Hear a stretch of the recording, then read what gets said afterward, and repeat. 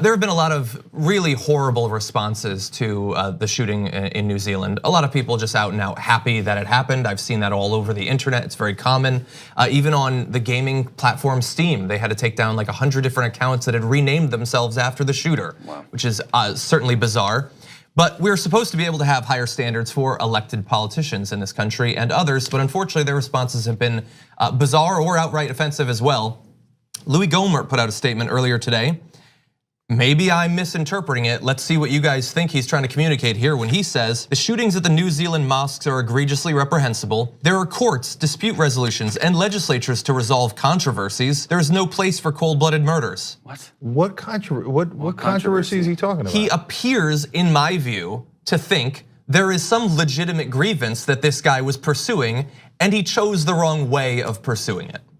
Yeah, well, I don't see any other explanation. What should he have sued Muslims for being Muslim?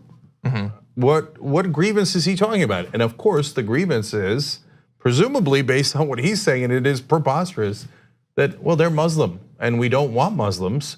That's why I celebrated Donald Trump, who said he was going to do a total and complete shutdown of Muslims in this country. Yeah, they're not hiding their bigotry. It's right there.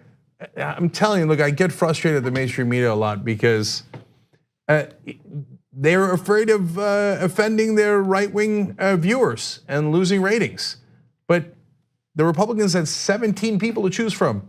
They chose Donald Trump. Yeah. They chose Louie Gohmert. They chose Steve King. These are the guys that represent them. It's not an accident.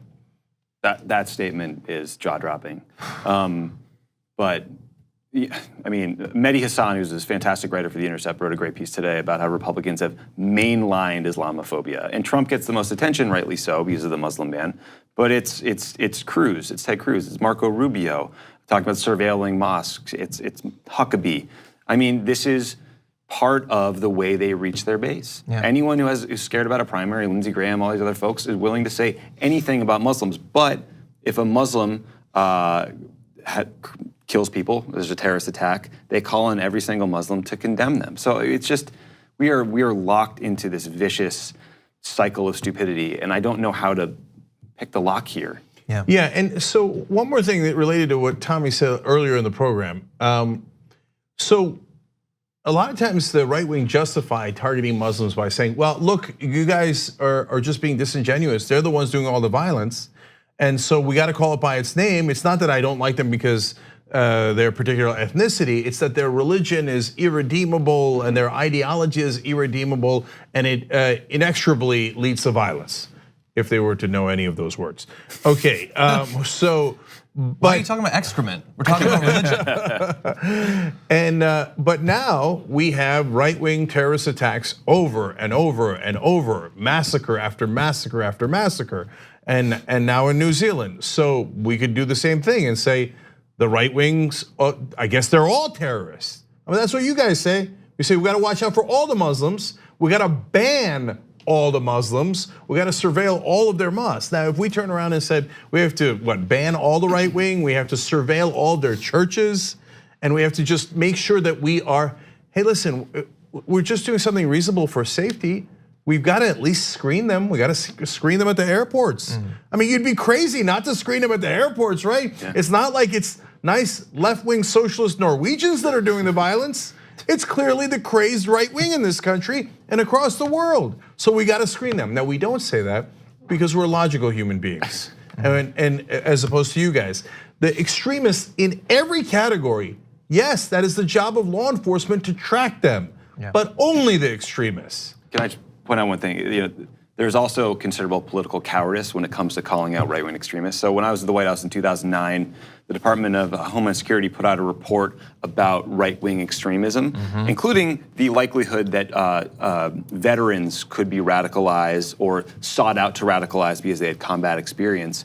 And this got picked up and demagogued by the right wing, and we ended up having to walk back the report, which was a huge mistake in my opinion, obviously with the benefit of hindsight.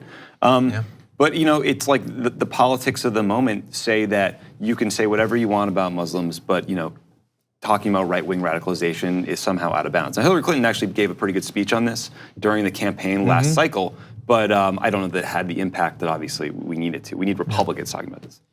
Yeah, and I'm really glad you said that, because we have often criticized on the show that the Obama administration walking that report back. That report was right, and it was actually commissioned under Bush. Yes. Okay, Obama didn't order the report, Bush ordered that report, and it was absolutely correct. And there were Republicans in the national security and intelligence branches that said, what are you guys doing? We got to make sure we track these guys because they're extremists that could do violence. We cannot be cowed by the right wing. We're not going to make the same mistakes they do. Hey, you know what? Because some right wing extremists did it, then all the right wing is guilty and they're all terrible people. And let's target all of them and they're an invasion and an infestation and all that stuff. We're not going to say that. On the other hand, if we're looking at extremist Muslims as we should be, and extremist anyone as we should be, we'd be crazy to leave out extremist right-wingers who are doing a great majority of the violence. By the way, not many years after that report was walked back, Trump came in and defunded the organizations that were already established to look into that sort of violence. Yep. On the go, don't worry, we got you covered. You can still listen to TYT at our new podcast network. Find us on Apple Podcasts, the Google Play Store, or at tyt.com/podcast.